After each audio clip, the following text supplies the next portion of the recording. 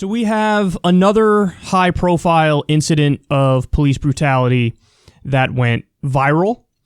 So this happened maybe 3 or 4 nights ago, and it blew up. I mean, I was watching the video on Twitter just explode. I think when I first saw it, it was 44,000 views, and then I would check in like every 10 minutes. It went from like 44,000 to 1.2 million to 4 million. I was like, whoa. So it absolutely blew up. And the video itself is bad enough. I'm sure many of you have seen it already. This is a still image from it. But honestly, the follow-up to the story is just as bad because it really paints an ugly picture that has some unavoidable conclusions that are really, really uncomfortable. So, here's the video. Graphic warning up front. I know many of you have already seen this, but I'm going to have to show it here for the few of you who didn't see it. So graphic warning up front. If you have an uneasy stomach, look away. Fast forward like 30 seconds or whatever. But here's what happened in Buffalo, New York.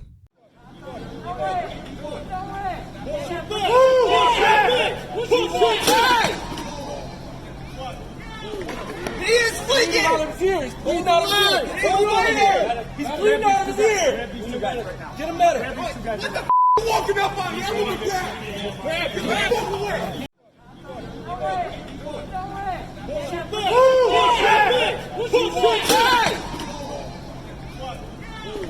He is fleeing out of his ear. He's bleeding out of his ear. He's bleeding out of his ear. Get him better. What the f*** you walking up on me? I'm gonna grab him. That was hard to watch. I saw, a bunch of opinions on that. Some people said they actually cried. Other people had that sinking feeling in the pit of their stomach. It's ugly. So that guy's 75 years old. 75. He was pushed down. He was bleeding from his ear. Now, he is, I think, okay. So he didn't die. He was taken to the hospital. Originally, they said he's in serious but not critical condition. So I think he's going to be okay. I don't know exactly what happened that led to the bleeding from the ear. Obviously, the push down led to it. But I'm saying in terms of, did his eardrum burst? Obviously, something happened that's really, really bad. So I don't know if you caught all the little parts of it there, but so they push him down. One person looks like he's going to check to see if he's okay. Then the other cop stops him. And then out of all the officers there who saw it, you had one radio and say, let's get a medic. And then it appeared to me he kept it moving as well. So obviously the jarring part of that video is that they shoved an old man to the ground and he was bleeding from the ear. But perhaps equally as disturbing is that they didn't really care. There wasn't a moment of humanity and empathy and sympathy where it's like, oh my, whoa, are you okay, sir? Talk to me. Follow my finger, the thing that they do in the field. There was none of that. So, as I said, I think the update to the story is maybe, in some ways, even more disturbing. So look at this. 57 Buffalo police resign from riot unit in protest of officers' suspension. So I believe it was 2 of the officers who were most responsible for pushing the old man down. They were suspended immediately, by the way, because I told you it went massively viral on Twitter and online, and it was covered everywhere. And so it was immediate suspension of them, which is good. In all seriousness, probably needs charges, but they were suspended.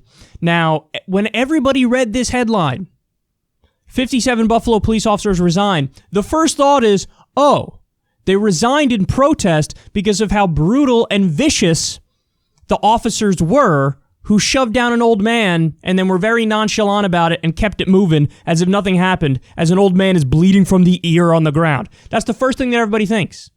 But then as you read on and you see, no, they resigned in protest because they think it's unfair that the officers who shoved the guy down are being suspended.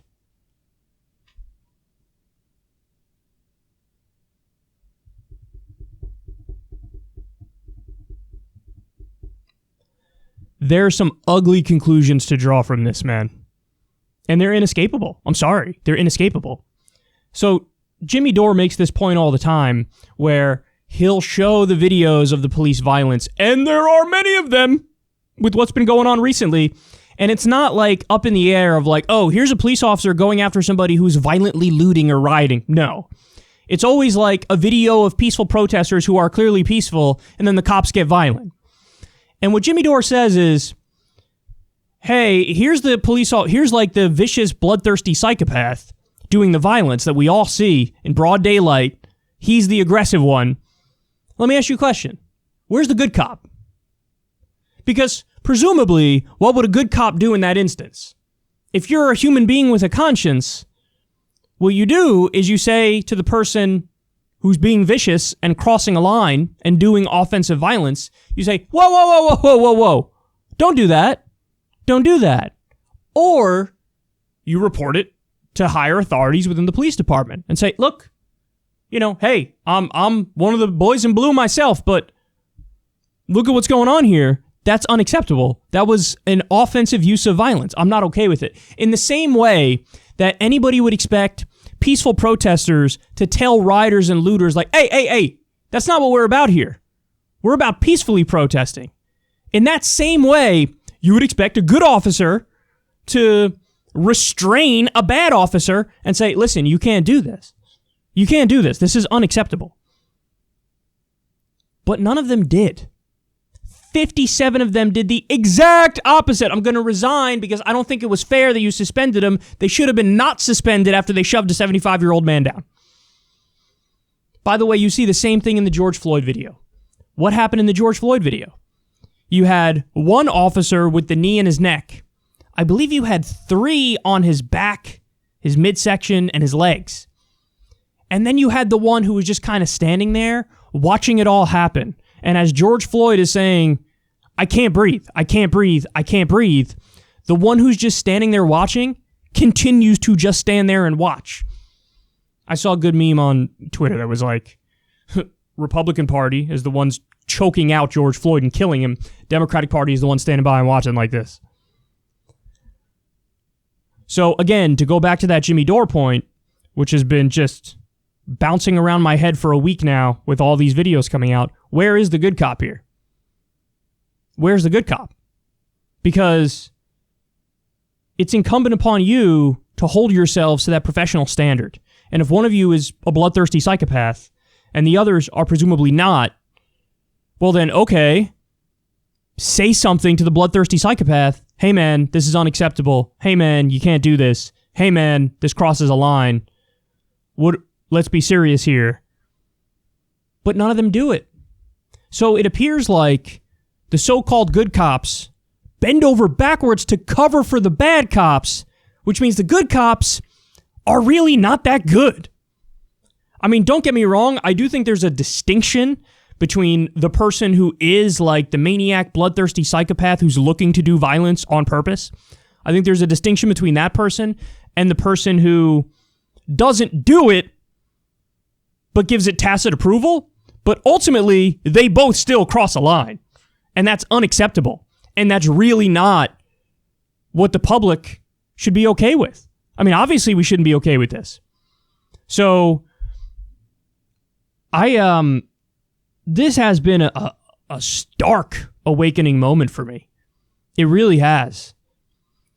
And I'm floored at the fact that these 57 officers do not realize how this looks to everybody else in society. Like, even if you grant them, okay, you feel like they got a raw deal, the common sense thing to do is to not vocalize that publicly and to keep it to yourself. Because the second you vocalize that publicly, all of society goes, oh, you're an abuse enabler.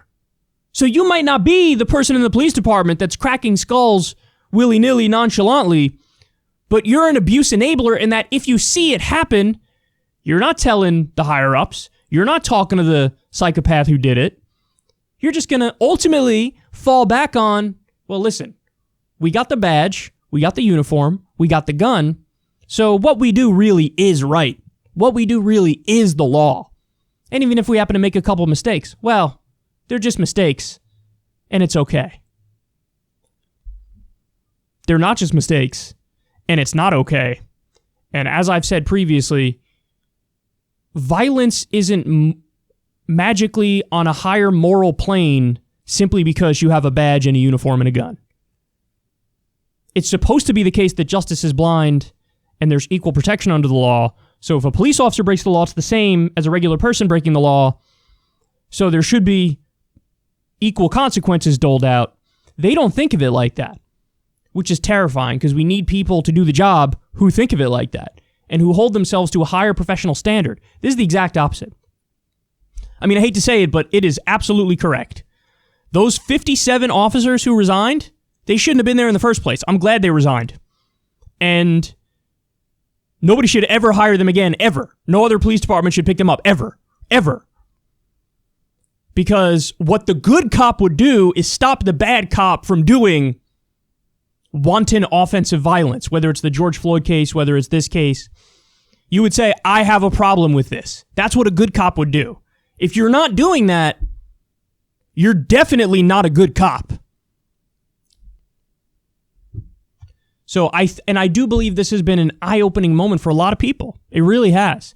So the approval rating of the police department 2 weeks ago, I believe, was 72%. And then last week, there was another poll done on it. It had dropped from 72% to 61%, which means that 11% more saw the actions of the police department and said, oh, I don't like that at all. And the more this goes on, the more that approval rating will drop. So I think that this has been an eye-opening moment for a lot of people. And